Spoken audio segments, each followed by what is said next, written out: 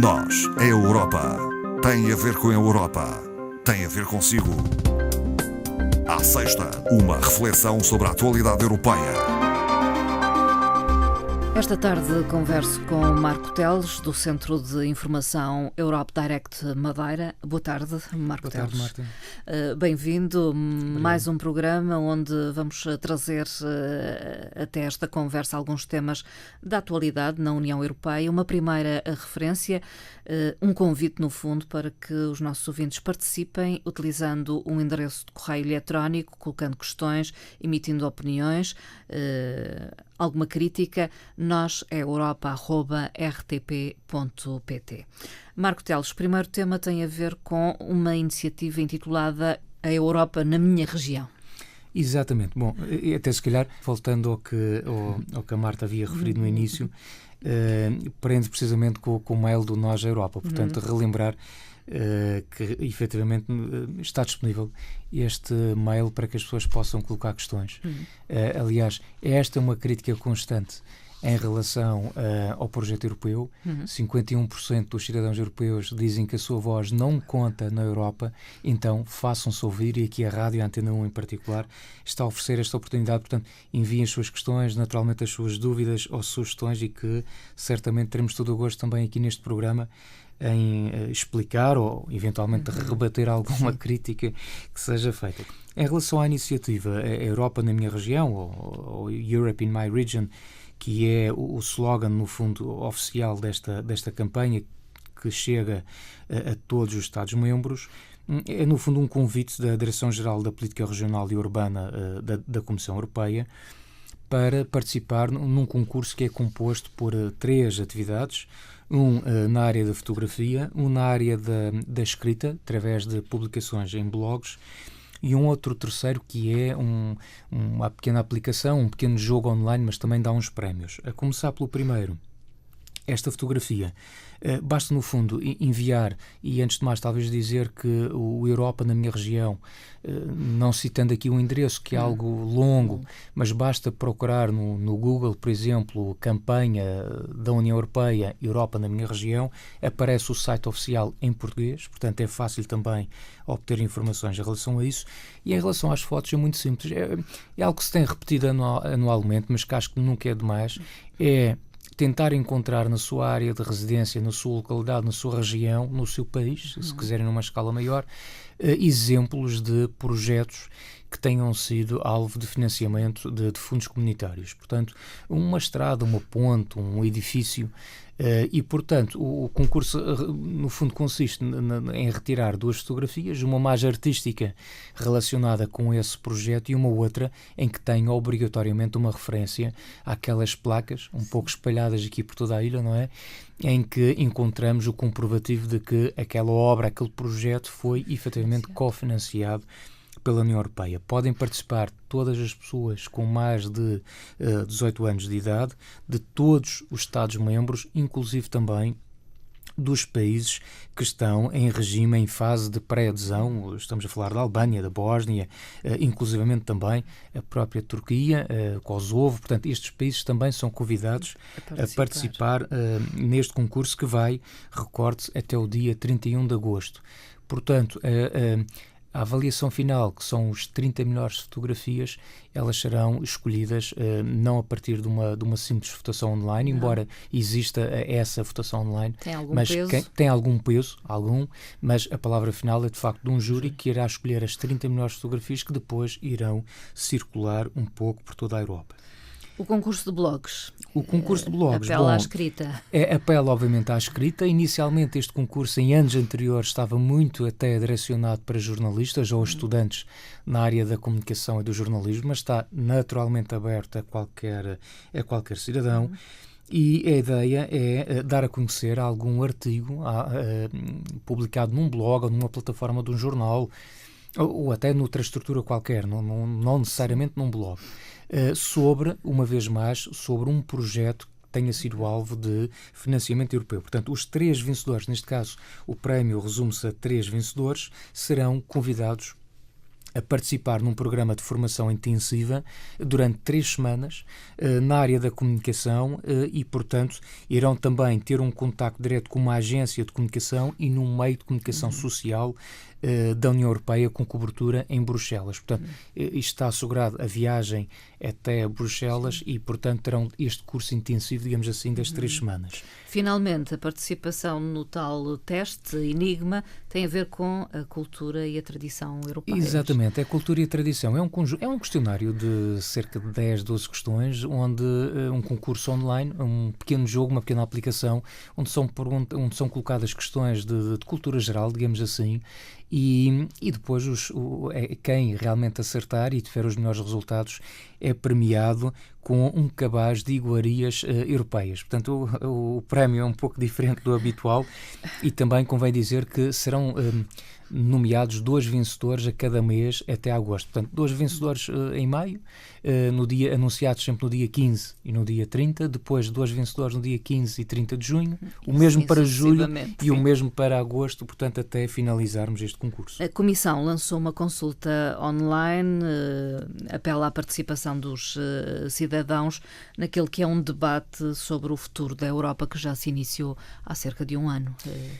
O debate sobre o futuro da Europa efetivamente começa. Nós falamos cá dessa situação no programa Nós Europa, mais precisamente em março de 2017, quando, pela mão do Presidente da Comissão Europeia, Jean-Claude Juncker, foi apresentado o livro branco sobre o futuro da Europa, ou o futuro da União Europeia em particular. Um livro que apresenta uma sugestão de 5 hipotéticos cenários para o futuro da União Europeia e, de facto, nessa altura, o Presidente Juncker fez um apelo para que os Estados-membros se mobilizassem em torno desta proposta e que promovessem a discussão em torno deste tema. Uma discussão que não deveria ser apenas académica, uma discussão que não deveria ser apenas política, mas que envolvesse também a sociedade civil.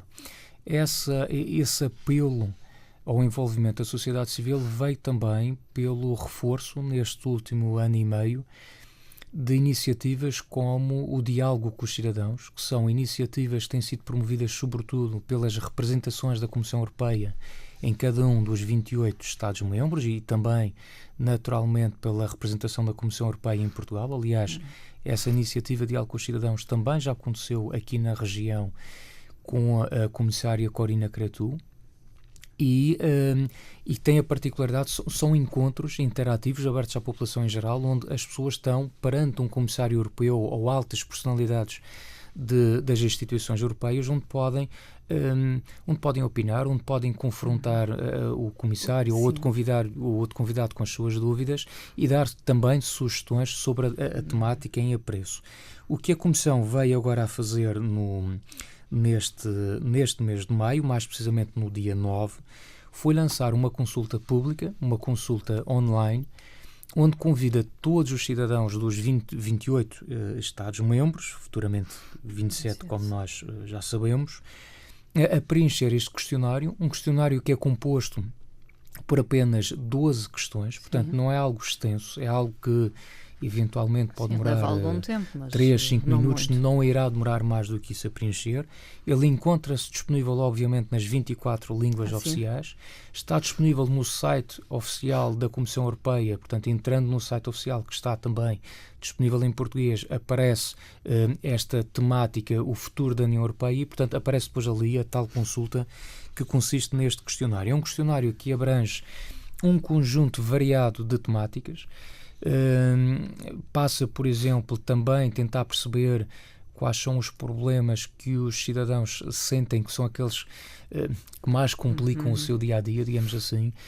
Também tentar saber se, por exemplo, se a União Europeia deve avançar no futuro para uma maior integração, para uma maior aproximação entre Estados-membros, e também propõe ou questiona sobre um hipotético, um conjunto de soluções para as áreas, por exemplo, do ambiente, da educação, da saúde, para a questão da segurança, que é uma preocupação também muito grande ao nível dos europeus, e, portanto, questiona, no fundo, o cidadão a se pronunciar sobre isso. A ideia, no fundo, é muito simples. É resolver aquilo de que se queixam 51% dos europeus, que é a minha voz não conta na Europa, e portanto há aqui uma possibilidade real de nós participarmos num processo, darmos a nossa opinião, darmos a nossa sugestão, com a garantia de que toda esta informação irá ser tratada e irá ser naturalmente apresentada aos líderes da União Europeia, e que eu pessoalmente acredito que em consciência nenhum líder vai ignorar a opinião de milhões de europeus que venham a se pronunciar sobre estas matérias, até porque esta é uma consulta bastante alargada. Ela iniciou-se agora, portanto, neste mês de maio, e vai até maio de 2019. É um ano praticamente, em que os resultados vão ser também analisados ou vão ser apresentados por volta da cimeira que irá ocorrer na Roménia. Portanto, já está definido também o local, no dia 9 de maio. É uma cimeira muito especial, porque nessa altura estamos muito próximo da saída oficial do Reino Unido da União Europeia. Portanto, estamos já aqui a falar de uma União Europeia há 27. E, mais importante ainda, nós vamos estar a poucas semanas das eleições europeias, que, honestamente, acho que será, obviamente, o evento que irá marcar decididamente o futuro da União Europeia. Portanto, elas estão marcadas para os dias 23 a 26 de maio, e vai ser um momento-chave na definição do futuro deste projeto europeu. Marco Teles, entretanto, foram revelados dados do último Eurobarómetro, e, de certa forma, são resultados positivos, talvez um pouco surpreendentes. Sim. Estou a referir-me mais concretamente ao facto de, por exemplo, mais de 3/4 dos portugueses considerar que o país beneficiou com o facto de ser membro da União Europeia.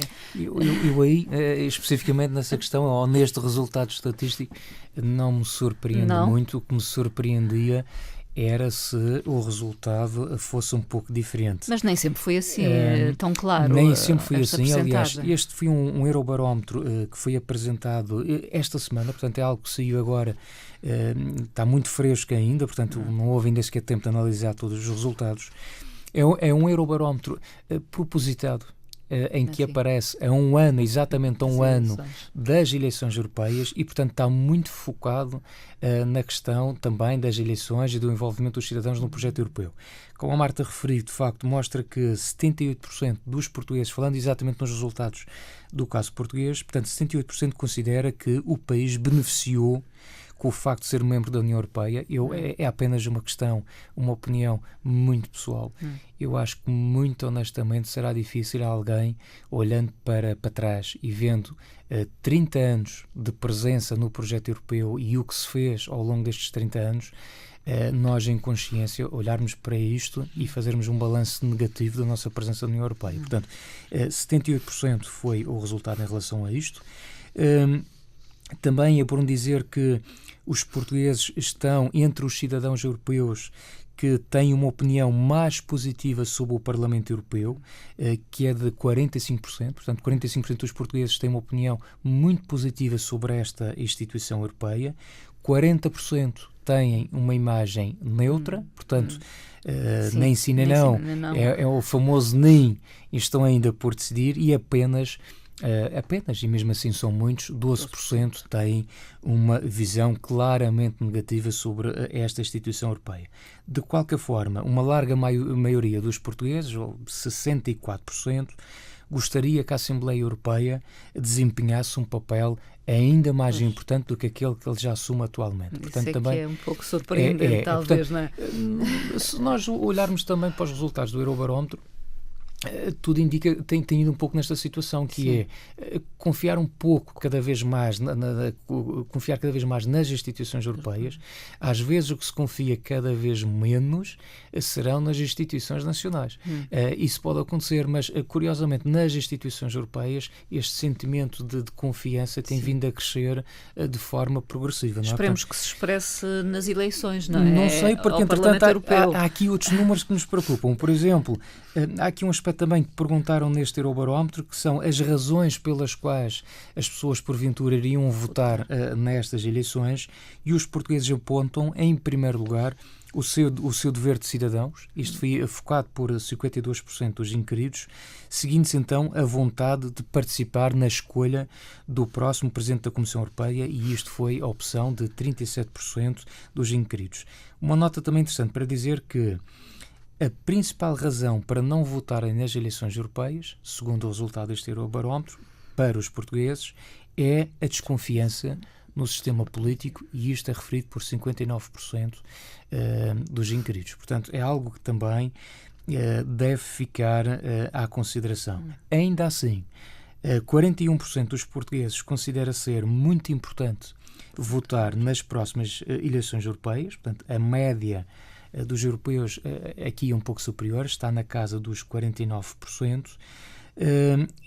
De qualquer forma, 52% dos entrevistados revelou não ter interesse em participar nestas eleições, e acho que isto vem ao encontro daquilo que eu tenho aqui referido em alguns programas do Nós Europa, que é importante começar a trabalhar nesta questão das eleições europeias o quanto antes, para nós esclarecermos devidamente a população sobre a importância de participar e sobre a importância do Parlamento Europeu. Há aqui só mais uma nota que me parece interessante, que é os assuntos que se consideram ser os prioritários para discutir na campanha das eleições europeias, que há de aparecer, obviamente, depois, mais à frente, em 2019. Portanto, o que é que os portugueses referiram em relação a esta questão? O combate ao desemprego dos jovens recolhe 61% das opções dos inquiridos, a proteção social 52%, é o segundo tema mais focado, e a economia e o crescimento 51%. Portanto, no fundo, são estas três áreas, com de facto o desemprego à cabeça das prioridades, mas são estas três áreas que são aquelas mais referidas pelos entrevistados. Marco Teles, hoje entra em vigor o novo Regulamento de Proteção de Dados. Já falamos disso em outras ocasiões. Há uma certa preocupação. O que nós gostaríamos de destacar aqui é uma exposição que pode ser esclarecedora para o público em geral e que pode ser visitada a partir de segunda-feira no Madeira Shopping. Exatamente. Eu acho que nesta altura do campeonato todos nós já estamos um bocadinho cansados de receber notificações na nossa caixa de correio eletrónico, no nosso e-mail. Diga-se, pretende continuar a receber. Perguntar, exatamente. Portanto, repare, isto é o tal efeito prático dos regulamentos, que às vezes na altura aprovamos e depois não pensamos nas consequências. Portanto, obviamente agora todas as empresas que tinham na sua base de dados uma lista enorme de e-mails e que nós recebíamos em casa a informação, têm que agora questionar os seus subscritores se de facto pretendem continuar ou não a receber a newsletter informativa, por exemplo. Deixaram literalmente para o último dia, ou quase. Deixaram literalmente para o último dia. De qualquer forma, a sugestão que a Marta já referiu acho que é pertinente. Nós temos uma exposição que estará montada no espaço comercial Madeira Shopping a partir da próxima segunda-feira, portanto dia 28, estará patente ao público durante uma semana, portanto naquele espaço muito próximo dos cinemas do Madeira Shopping, e portanto é uma exposição composta por um conjunto de 10 painéis, é elaborada pela própria Comissão e que pretende passar algumas mensagens muito simples para quem ainda não percebeu a importância do que é este novo regulamento sobre a proteção de dados, que obviamente é muito importante para todos nós. Marco Teles, obrigada e até uma próxima conversa. Até uma próxima, obrigado.